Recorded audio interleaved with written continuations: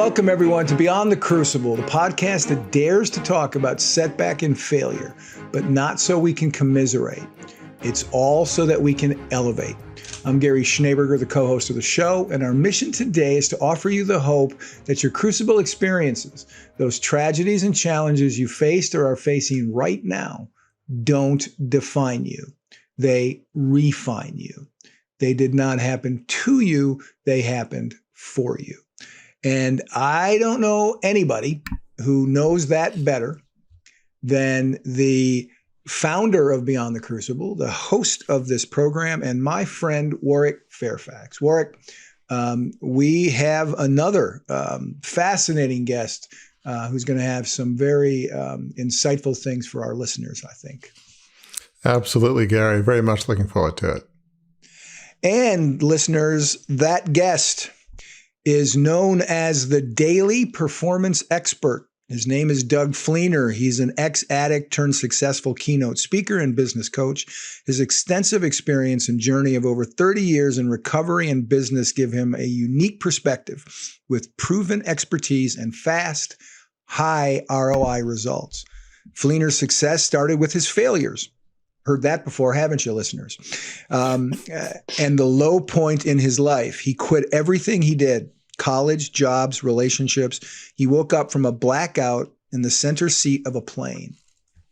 He bankrupted a family business due to his alcohol and cocaine addiction.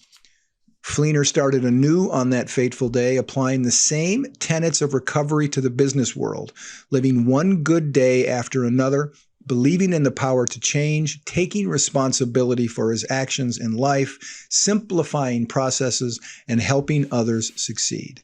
He lost that business, but gained a whole new way of living and working. Fleener was a corporate director at Bose Corporation and CEO of a national company. He has spoken and consulted around the world, all from losing everything and learning the principles that saved his life and made a life. Fleener now shares these insights globally, fostering high-performing, engaged workforces that improve short and long-term results. He believes that higher levels of performance and success can be achieved within a day, the day that makes the year and shapes a life. Warwick, a lot of that language sounded similar to stuff we talk about all the time, so I'm looking forward to this conversation for sure. Absolutely. Well, Doug, thanks again for being here. Really appreciate it. And I love just the thought about your book, The Day Makes the Year, Makes a Life, Transform Your Work and Life with One Day Success. Just the concept that each day is what we need to focus on, not yesterday, not tomorrow. That is, there's some profound simplicity. Often the best wisdom has a profound but yet clear message. But before we get into that and really the crucible that changed the course of your life, tell us a bit about yourself, Doug, growing up. And you're clearly, a driven business guy, growth-minded. Were there some elements of your backstory that, made it clear a young Doug was always going to be somebody that was driven and strive for success and achievement? So tell us a bit about some of the backstory of a young Doug growing up. Oh, I wish that had been the truth. Well, thank you for having me. And I get invited to different podcasts, and I was like, this is the one I know I qualified for, and we'll have a great conversation. So I grew up in the Midwest. I'm the youngest of three boys. My parents were divorced. I was a latchkey kid before they even had latches on the doors.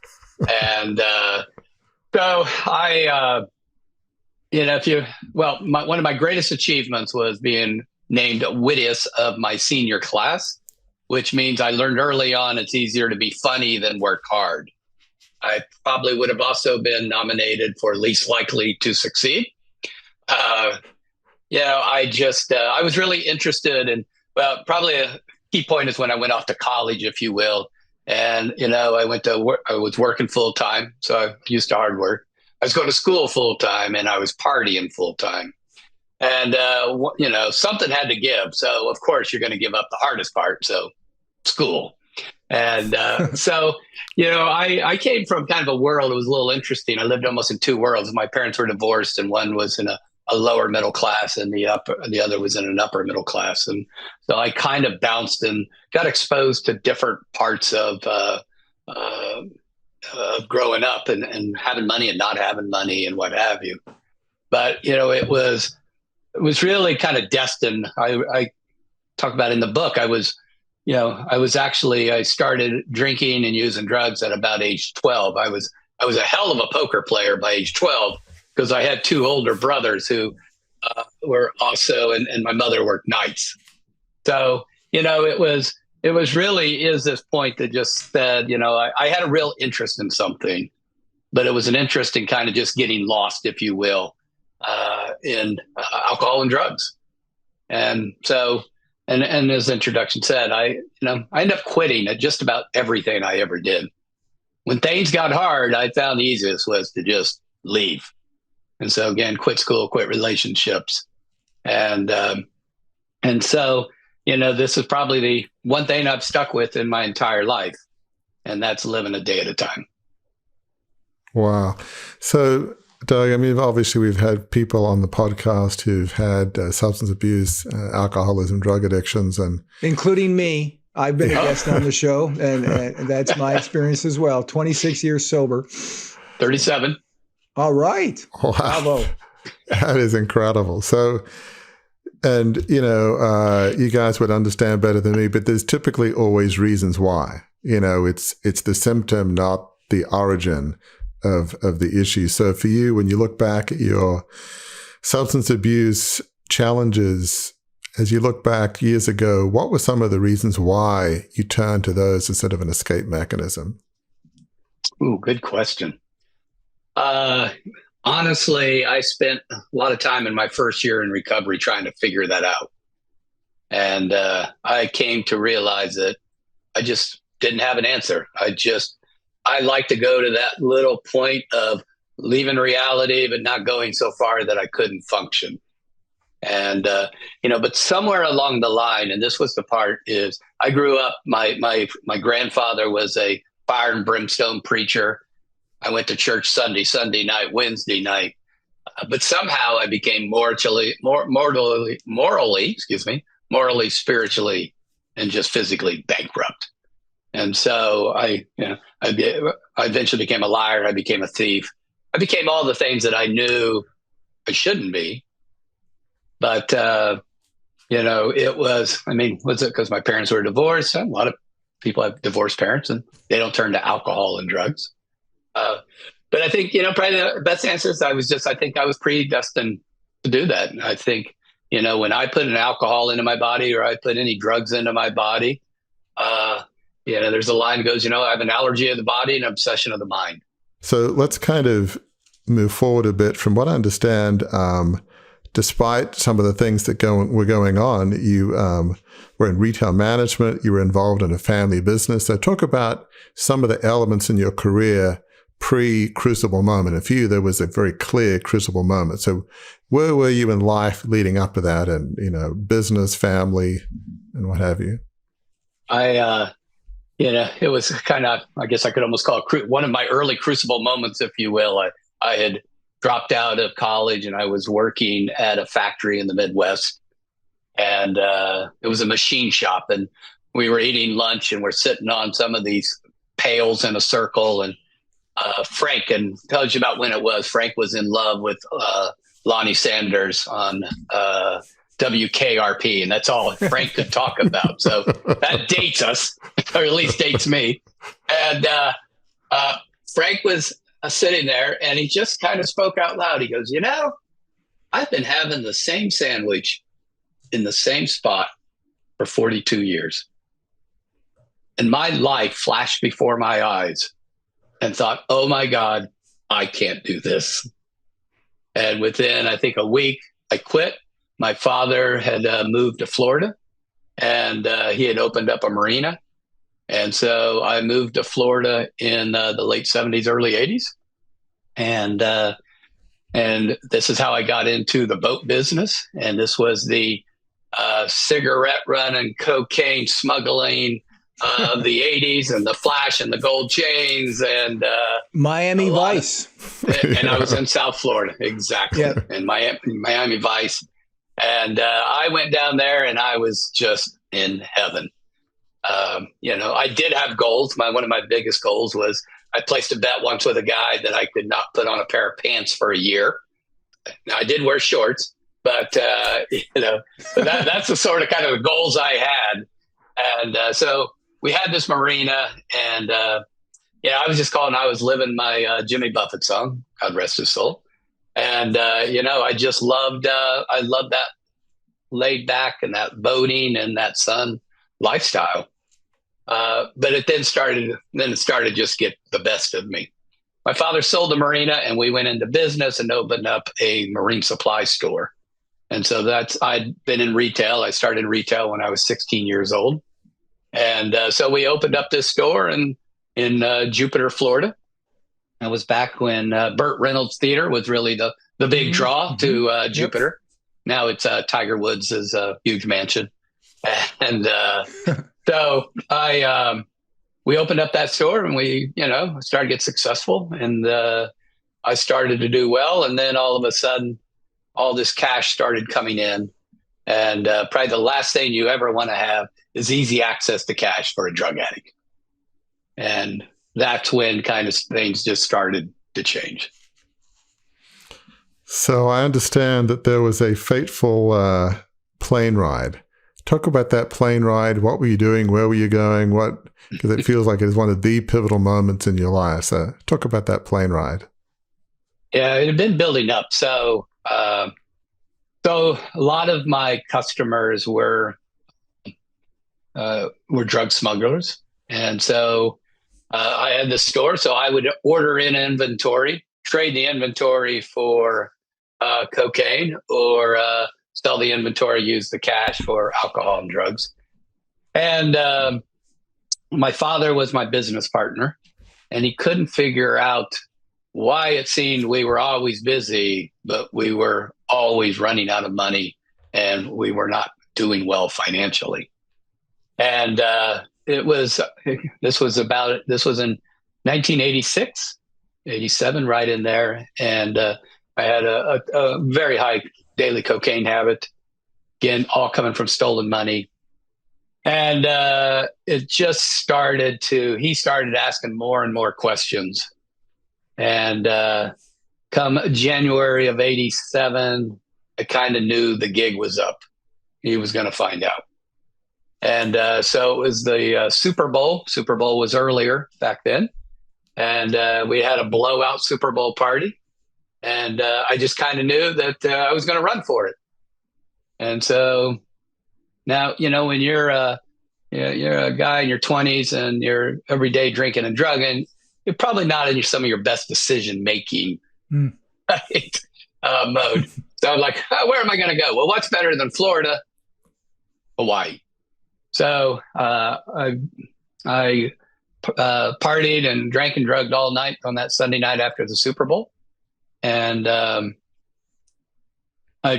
waited for the bank to open up, wiped out the whatever cash was left in the business account, and drove to the airport, bought a one-way ticket with cash, obviously pre 9/11. So nothing was a big deal. And I got on that plane, and that whole thing, I don't remember a single thing of doing that. I just know that's what I did, but I don't remember it. So I had a one-way ticket to Hawaii, and I woke up and I heard over the loudspeaker, we'll be landing in Dallas, Fort Worth, which was my stop on my way to Hawaii. And so I just thought I was dreaming it. And I woke up and I looked, and there was a person to one side of me, a person to the other side of me. I stuck my hand in my pocket and I had a large amount of cash. And I was like, oh, no. And it all started coming back to me. And I realized that this was going to be it, that this was going to have to be, the gig was going to have to be up. Just so happens I had a brother who lived in Dallas. And I called him when I landed, a payphone. And he said, "Oh, man, Dad is mad at you." And so I said, "Well, I'll turn around and fly back home." My father was like, "No, no, I can't see. I got to figure out what we're going to do." So I had to sit around there in Dallas waiting for my father to decide what was going to happen. And I thought long and hard about it. And so I decided that I was going to give up the cocaine, because that was really the problem. I'd maybe stop drinking for a year, but I'd never give up pot. And when I flew back with that decision, and then so I had to meet with my father. It was probably the hardest thing I've ever done. So just take us back to that meeting and what happened when you saw your dad. Yeah, I just he had said that he knew that I drank heavy, but he was kind of a partier too. It was kind of in our family, but obviously he didn't know anything about the cocaine addiction. And I think he was probably more upset with himself than he was with me. That he was a smart businessman. He'd been quite successful in life. He had owned marina, motels. He was a head of a clothing store chain. He was, but sometimes we're blind to the people who are closest to us. And so, we decided we'd see if we could save the business, which eventually we could not. I'm just curious, just talk about exactly what your dad said in terms of forgiving you and loving you despite what happened, because it's a lot of dads would have handled it very differently. They would have taken you out to the woodshed and saying, you'll never get a cent from me. I never want to see you again. And, I'll just do my best to make your life a misery or whatever. There's another track that he could have gone on. Many would, but talk about exactly what your dad said in terms of forgiveness and all that. Well, I think one of the things that, this whole approach of living a day at a time, and a key element in the book, I learned it in recovery, but he probably showed that to me from the very beginning by never really kind of looking back and just, what are we going to do about it? And, I don't ever remember him saying, "Hey, I forgive you." But his actions were so clear. Again, as I started to change my life, he became, my biggest fan. I did not have enough self-worth to do it for me, but I had enough to do it for him. And, how could I not follow through on my commitments if he showed me that love and trust and support? And so, and the good news is that through the years, as I had different success, I would send him money, and I continued to send him money till his passing. And his wife is still alive today, and I just had lunch with her. She was up here in Boston 2 weeks ago, and also gave her some money for her trip. And but it wasn't about giving the money back. It was about owning with actions what I had done. Wow. I mean, that is powerful. But that is a graphic sign of taking responsibility and maybe in some ways just a sense of love and respect for your dad and family, and probably a mix of things. That is powerful. So you go to a 12-step program. So tell us a bit about the arc of the journey of recovery, just in terms of your spirit, emotionally, business, psychologically. It's probably recovery has, that you would know more than me, has there's a lot of sides to that concept of recovery. So talk about, what were those steps that you used to bounce back to where you are today? I remember the first time I walked into a meeting. It was the first day, and it was interesting because it was actually at an old Coast Guard station on the Intercoastal. It was 11 o'clock in the morning. It was a beautiful Sunday. Boats were going back. It was sunny, and I was watching the boats go back and forth in the Intercoastal. And there's a Kenny Chesney song that goes, "There goes my life." And and I just sat there thinking, there goes my life. I'm just, I'm 29 years old, and my life is over. I'd never done anything without alcohol and drugs. As a matter of fact, one of the first things I did was sell my boat because I knew you couldn't own a boat and not drink. It just would have been impossible, which I learned that I actually could have. But, I went to that first meeting on a Sunday, and it was just totally boring. Had no idea what these people were talking about. Didn't want to be there. And then went to a meeting on Monday night. But the meeting that changed my life was on a Thursday night. It was this big, bright room in Tequesta, Florida. And I walk in, and the laughter is unbelievable. And the lights are so bright, and these people are so happy. And then I look over, and it's like, oh my God, it's two of my clients. It's two of my customers. No. Two old guys. And they walk up to me. One's on one side, one's on the other. And Fred goes, "We've been waiting on you." And that's what he said. So clearly in my store, I lived there half the time. I was just a mess and drinking all the time. And, but what that day gave me was real hope that, I could be I could be in my 20s. My life wasn't over. I could be happy. And that was really important because I just never, I'd been, I only drank and drugged 16 years because I started at such an early age.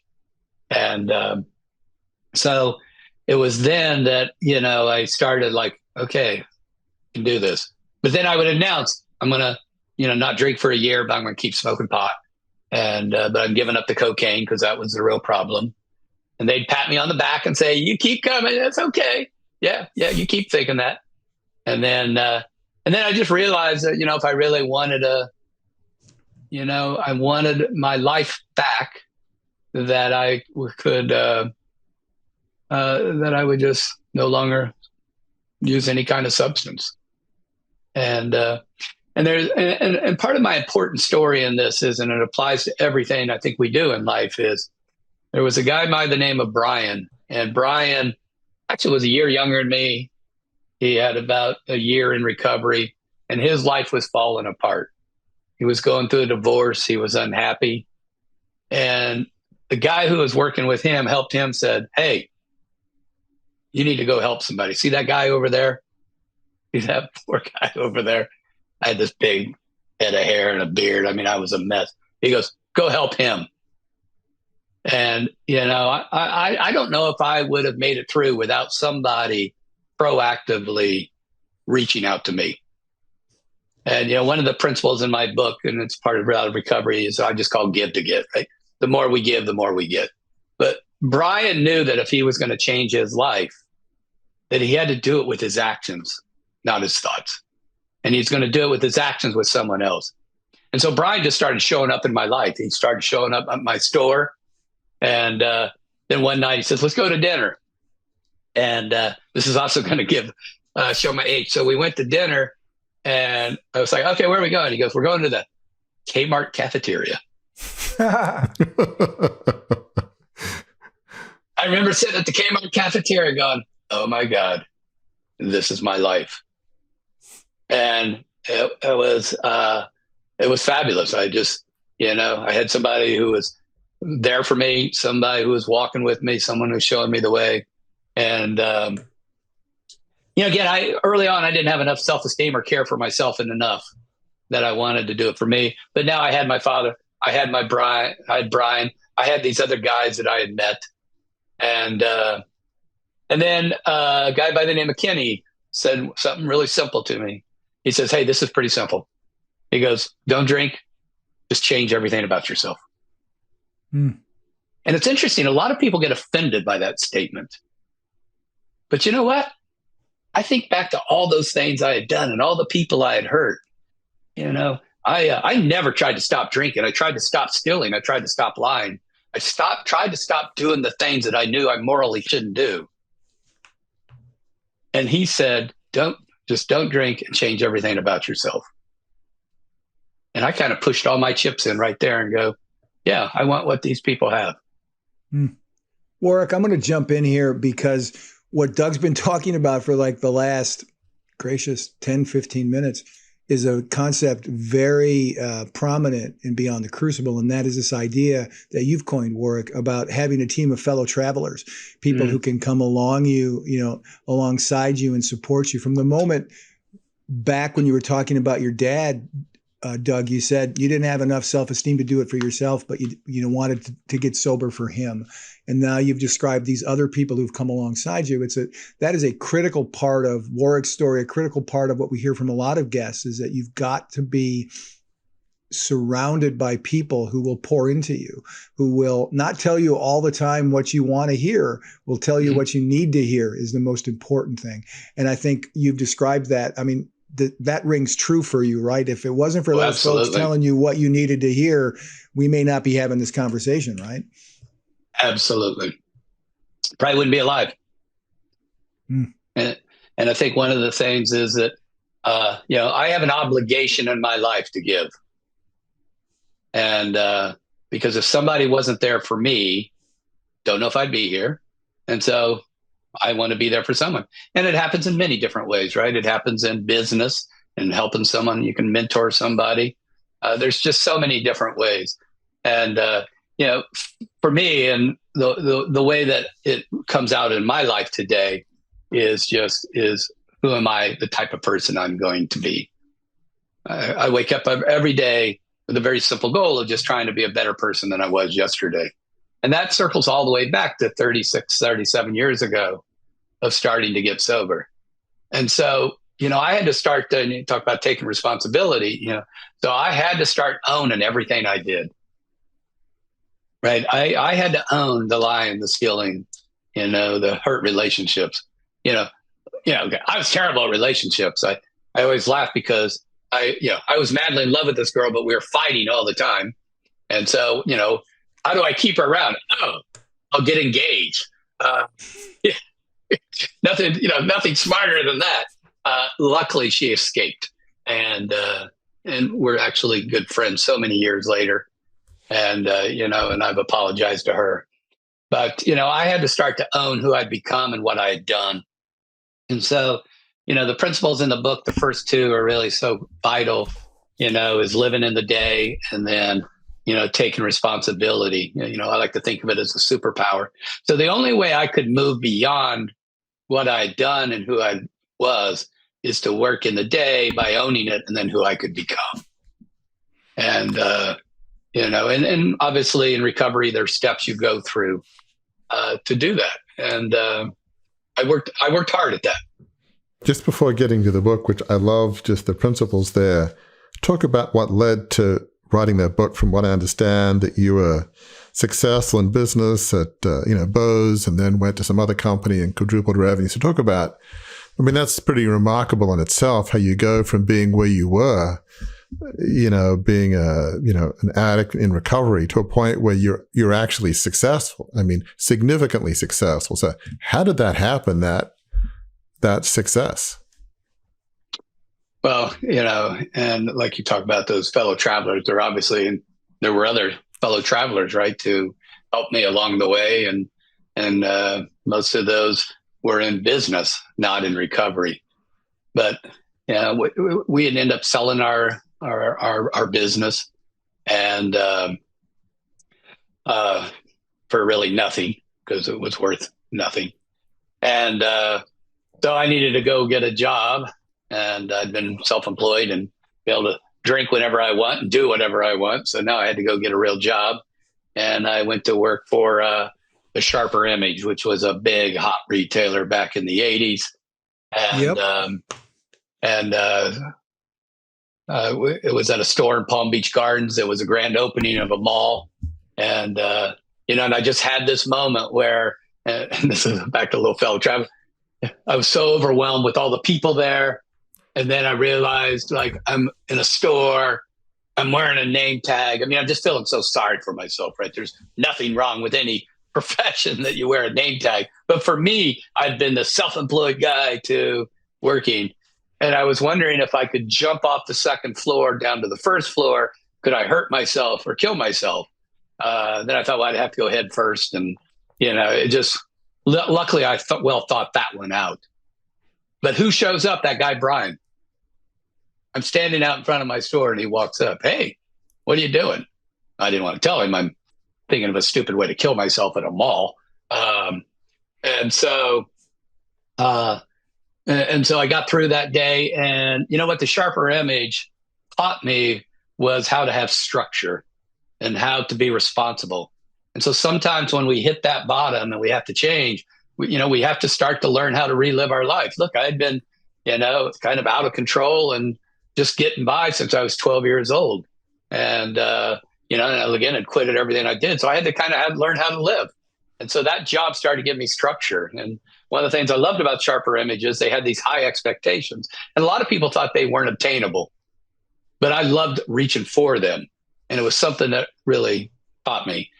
But then I realized that if I was going to get ahead in this company, I had to leave Florida. And it wasn't probably all bad because I had to drive past a lot of places that I used to go and see the people that were still doing the same things I did. And after about 15 months in recovery, I started looking for a job, another place to go work with the Sharper Image. And I applied for a job in Boston, and the guy, district manager who interviewed me said, so are you going there? You have family there? And I'm like, no. Do you know anyone? One person, barely.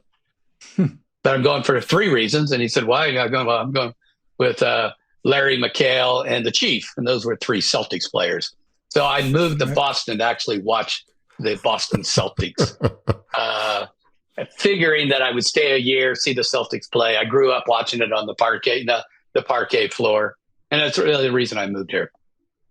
But I moved to Boston, started getting some promotions, met a guy who he worked for a company. He didn't work Sharper Image, but he called on us.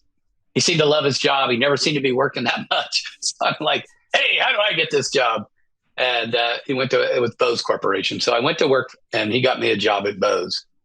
And, there's sometimes in life when you put the effort in, the luck will come and the timing happens.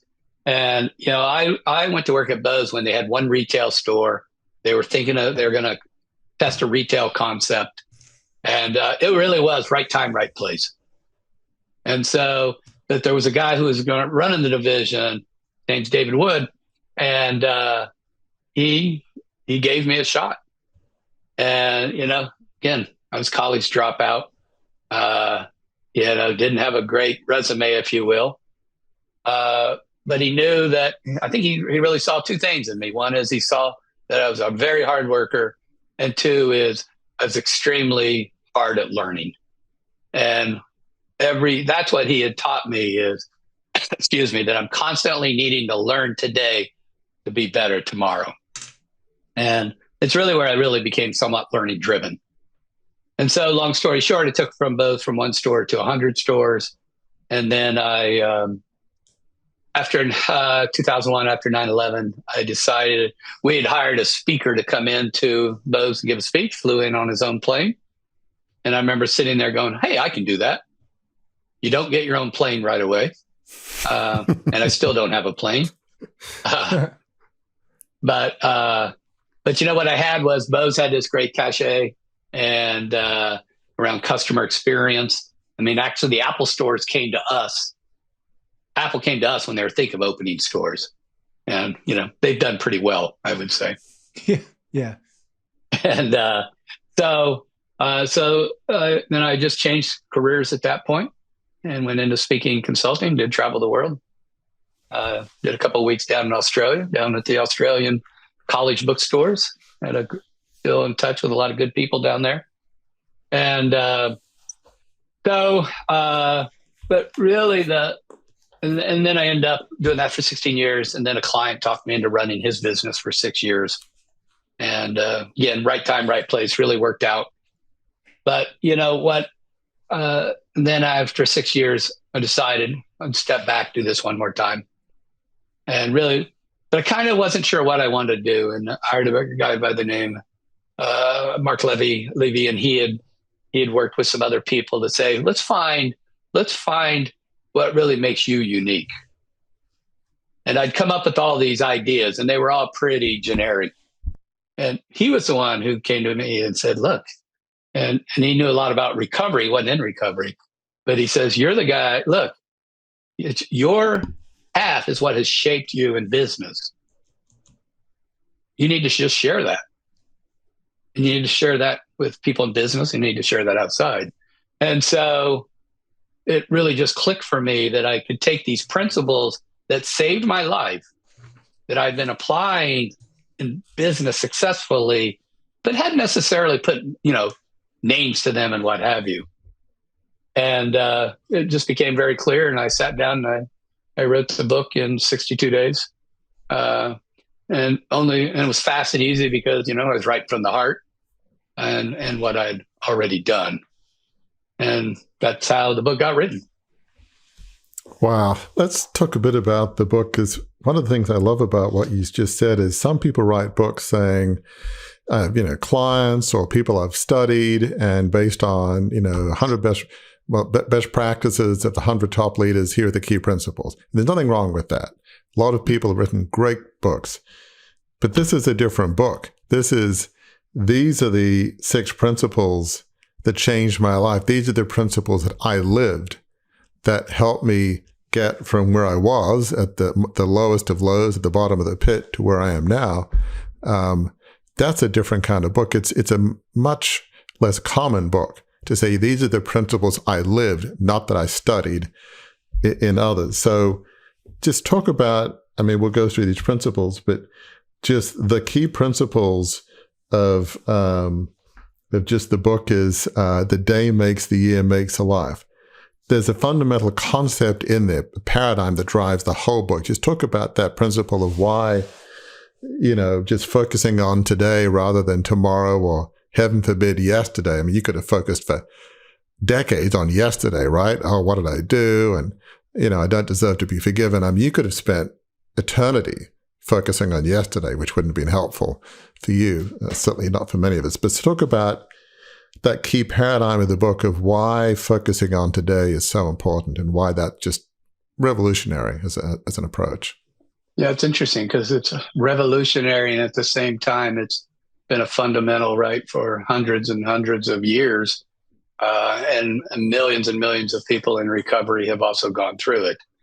And it's the fact is that, and first of all, just I couldn't live in the past, and I could not have to live in the past as long as I moved away from the person who was in the past.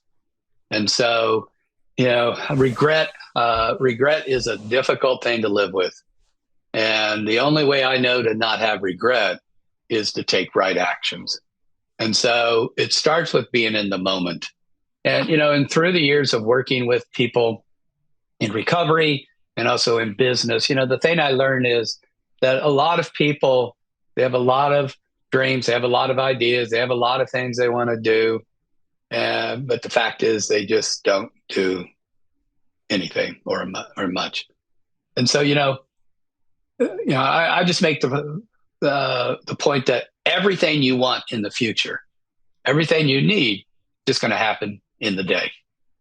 And, people want all this long-term success, but whatever I want in the future, I have to do it in the day. And so, it's also, it allows me to stay very focused and to be really highly effective.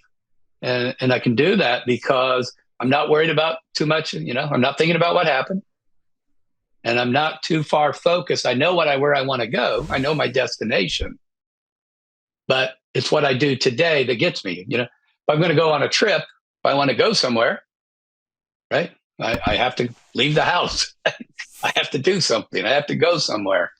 And so, I just learned in recovery, and then I lived my life since then, is that it's all about today. There's one thing you mentioned in your book that I think is really important for listeners to understand about, from what I understand, your concept of success. You say success is not just about a career or owning your own business. Success is being a good parent, spouse, partner, friend, and person. I believe success is displaying love, patience, tolerance, and serenity. I mean, that's, I think, important. I mean, I'm not at all against business success, but certainly from my perspective, you never want your business or your money to own you. You want to own it. And, your identity is not just about being successful in business. I mean, it should be more about your character, your family, how you want to help people, something a bit broad. If you're a person of faith, that's obviously one paradigm. But I think it's important just to talk a bit about, you're defining success about more than just career. You're not against being successful in career or business, but you're saying your definition of success is broader than that. And that's important for people to understand. So just tell us a bit about your perspective on that. Yeah, actually in the book, I talk about, and just in brief, I talk about the 5 different kinds of success. And so most of the time when we think of success, right, we go to financial success. And, it's interesting because a lot of people who think they have financial success, they're leveraged out, right? They look good. They got the big house, they got the cars and all that. And the credit cards are maxed and the stress is there. And, financial success is about just able to earn an amount of money for security. And grant, there's a lot of people who struggle to do that, and we recognize that. But, there are so many others, and it's about having personal success. It's about having social success, emotional success, and also just in social success. Did I already say that one? Yeah. So it's about understanding that our day isn't, I'm not professional Doug and personal Doug, right? Even in my profession, I'm a dad, right? I'm a partner. I'm this, I'm that. And so I think when we try to compartmentalize our life, I think we really end up selling ourselves considerably short. And, the word I try to also use a lot about is I help, the majority of my work today focuses on helping business owners find both business and personal success, which to me is encapsulated by happiness. At the end of the day, and I feel good about who I am. And, and I think we have this tendency that, again, and if we think about on Amazon, right, I have business books and I have self-help books. But in reality, they're very similar. So much of these principles apply to the same. So I think it's about making just sure that that you're really just this whole person. Let's talk about these principles. These are really fascinating. The first couple we were briefly talking about. Principle 1, the day, everything you want or need in the future is created in the day, everything. And then taking responsibility is superpower for personal and professional success. So talk about those 2 principles, just the day and taking responsibility. Yeah, well, the taking responsibility came out of some early work in my recovery. And there's a concept called the spiritual axiom. And the spiritual axiom is that whenever there is anything wrong, it's within me. And when I was first taught that, I thought they were asking me, okay, so not only do I got to quit drinking and drugging, but now I got to be a doormat. Everything's my fault. And, what I soon learned is the very simple but powerful concept that you can't change something you don't own. You can't change something you don't own. So, Gary could say something that, that I don't like, but I get to decide my reaction to it. Mm-hmm. If I don't get to decide my reaction, I give all my power to Gary. So now I know you're probably thinking about what you can say. I will keep my own counsel on that. Yeah, there you go. But to be able to just take responsibility for everything that happens, somebody rear ends you. You're a victim of the accident, but are you the victim? Are you going to continue to be the victim of now I got to do without a car, got to do without this? Or you just take responsibility, call the insurance company right away and just do all the things. And I call it a superpower because it's something that most people don't do. They don't take responsibility. They might take responsibility. When you get caught stealing, yeah, you take responsibility. But when you take responsibility for everything, for not only your actions, but your reactions and the way that you carry yourself and the things that you do.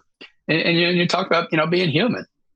We say things that we probably shouldn't say.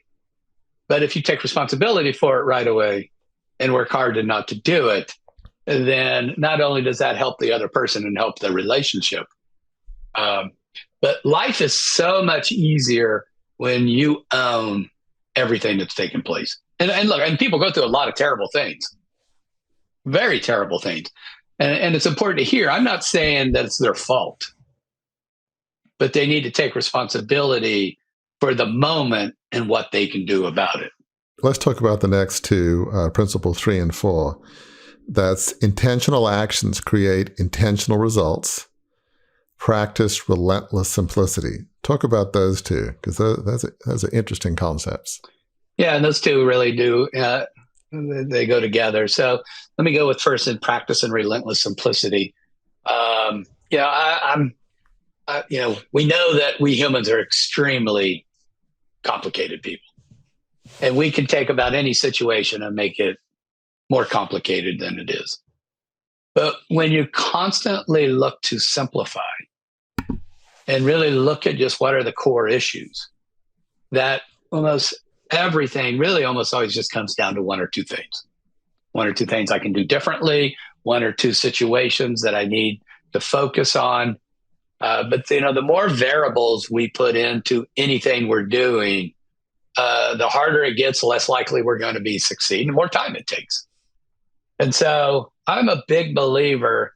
I worked in some companies that, if your training didn't have a huge thump when you dropped it, it couldn't be a good training, right? That thump factor. And a book has to be 500 pages. And, instead, the way there's brilliance in simplicity. And so it's somewhat kind of a real driving force for me. And it connects to that other one is intentional actions. There's a difference between actions and intentional actions. And when I know what I want to achieve, and I look at priorities different than most people. A lot of people use the word goals. I look at priorities. So again, I work with business owners, and I run a Facebook group for business owners, and it's called the Highly Effective Business Owner. And the one thing I do is when I coach people is, what are your priorities? And, and so most of the time priorities are an element of task. Well, this is a high priority task or this is a low priority task. But in the reality is, the priorities are the key things that are going to drive you towards those 5 successes. And so priorities for me, like my number one priority is recovery, spirituality. And then a second priority is revenue. And a third is membership growth. And another one is friends and family. And so when I understand what are the priorities that drive me to my success and happiness, then I can create intentional actions to get there. And, I used to, like a lot of people, was just stuck in the task, man, I could make a task list better than anyone. I jokingly told a friend of mine one day, I'm just going to start making a to-don't list so I'm more successful. Because I had more tasks than I can do. And instead, today, and I teach this is, I think starting your day with a journaling or in thought of what you want to be that day and what you want to accomplish, not as a to-do, but, I want to drive my revenue forward. And you got to do a social media post. Well, that fits into there, or that fits into clients, but it's understanding. And so intentional actions, when I know what I want to achieve, the results, then I know what I need to do. And so at the end of the day, have I done those things? Let's talk about those last two principles. Improve 3 things daily. And we talked a little bit about this earlier, give to get. So talk about those last two. Yeah, so improve 3 things. Again, I'm a pretty simple guy, and I know that it's actions that create my success. And so a lot of times when we talk about growing as a person, we hear a lot of people talk about the 1%. If I'm 1% better. And, and bless them if it works for them. And I'm really good at math, but I have no idea what's my 1%. And so I couldn't tell you at the end of the day. So the way that I've lived my life for a long time is I want to be able to, at the end of the day, say I was able to improve 3 things: my business, in my relationships, whatever it is. And so, is it 1%? I don't know, but I do know that if I improve 3 things a day in 1 year, I've made 1,095 improvements. And so it's really about having intentional focus for growth and improvement. And I learned it from a manager I worked with at the Sharper Image. And he just taught me how to look at things differently, to look at it in improvement mode. So it's really a very actionable principle. And it ties into what I've said earlier: try to be better than you were the day before. And then the last one is really important to me, is give to get. The more you help others, the more you give. And, it's about that. I know that when I get out of myself, I can be pretty self-absorbed if I'm not careful. And I can be pretty selfish. But if I keep the focus on giving to others and doing right things, that my life, good things happen to me as a result. There's a story in the book that I've encouraged the readers to read, and it's about a friend of mine. His name is Caleb, and Caleb, he got in recovery when he was like 18, maybe 17 years old, and his person who he's working with told him that whenever he goes to the grocery store, that he needs to take the cart and not leave it in the parking lot, but take it to the corral. And he goes, what's that got to do with me not using drugs? And he says, because you're proactively helping others. You leave that cart out there, it might hit somebody's car. It might keep them from parking. It could be a disabled person having trouble getting out of the car, and all the different ways to proactively give to others. And one of the ways to do it is to take your grocery cart back. And since he told me that story probably 18 years ago, I have never left a grocery cart in the parking lot. Boy, so well said. Maybe just one final question before we close. As you look back at your life, what you've been through, the early years, the crucible, how you've moved forward, when you think of your legacy that you want people to learn from what you've been through in your life, what do you think you would like people to think is your legacy? I think that he showed that he cared for others more than he cared for himself. And there's a term that I really like, is that each day he focused on progress, not perfection. I am going to pull from principle 3, intentional actions create intentional results, by doing, well, one thing for sure, but a second thing, just because you mentioned the thing about the cart corral. So funny, Doug. After I got sober, I took it upon myself, because I was a terrible leave it anywhere I could. After I got sober 26 years ago, I started putting the cart back. And I only missed one time. I've only missed one time in 26 years. And that was because it was a terrible hailstorm. And I just didn't want to get bruised. So I left it there, and I felt bad about that ever since. So I'm not the same as you. I'm not, 0 for whatever the number is. I'm 1 for whatever the number is, but my batting average is still low, and so is yours on that. So that's good. The second thing that I want to do, I would be remiss if I did not give you the opportunity to let listeners know, after this robust conversation, how they can find your book, how they can find out more about you.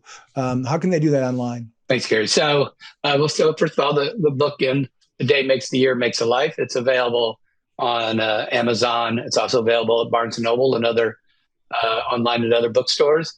You can learn more about myself at dougfleener.com. And then also, if you're a business owner, I'd love to have you in my group. And you just go to the website, thehighllyeffectivebusinessowner.com, and where we really apply these principles for businesses to be owners, to be more successful for them and their employees. And as someone whose last name is Schneeberger, and if I say that on the on the podcast, people are going to go, how do you spell that? Maybe there'll be people who aren't sure how to spell Fleener. How do they spell Fleener when they go look for you online? So it's Doug, D-O-U-G, and then Fleener, F as in Frank, L-E-E-N-E-R. All right. Well, W-A-R-W-I-C-K. The last question, as always, is yours. Well, again, thanks, Doug, for being here. There may be some folks listening today that maybe today is their worst day. Maybe they feel like what was done to them is terrible, or maybe they might feel like the decisions they've made is horrendous. They're on that plane ride. They're about to meet, proverbially anyway, with their dad. And they might feel like this is a terrible day. I deserve to be taken to the woodshed. Nobody should believe in me. I don't believe in me. And I don't deserve for anybody else to believe in me. So what would a word of hope be to that person that today may be that worst day for them?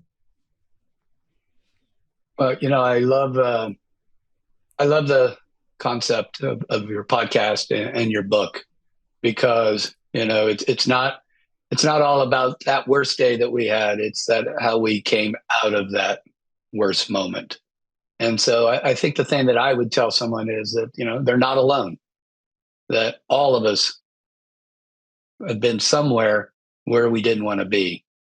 And I think the thing that I've learned the most is that when you share with someone else, trust someone else and let them know how you feel and where you're going, I think that conversation will not only help you, but probably more important, also it helps them.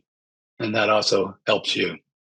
But, we have a lot of similarities in our story of, you made a bigger splash than I did. And, but the same thing is we did things that we're sorry that happened, but we came from it. And hard to believe sometimes if some of your darkest moments are also the most important, that really end up defining who you are and give you a better life. I have been in the communications business long enough, listener, to know when the last word's been spoken on the subject, and Doug Fleener just spoke it. So, listeners, until the next time we are together, please remember, as we hope has come through in this conversation, that we understand how difficult crucible experiences can be. Both Warwick and Doug, although they're different details to their crucible experiences, the emotions were very roiling, very difficult, very hard. But as Doug just pointed out, they came back, and they now both are living in their own ways, and in some similar ways, lives of significance. And that can be true for you too. Your worst day does not have to define you. Where you're at right now, if you've just come out of a crucible, is not where you have to stay. In fact, if you learn the lessons of your crucible and you apply them, it can lead to a great new story in your life, because where that story leads is indeed to a life of significance. If you enjoyed this episode, learned something from it, we invite you to engage more deeply with those of us at Beyond the Crucible. Visit our website, beyondthecrucible.com, to explore a plethora of offerings to help you transform what's been broken into breakthrough. A great place to start? Our free online assessment, which will help you pinpoint where you are on your journey beyond your crucible and to chart a course forward. See you next week.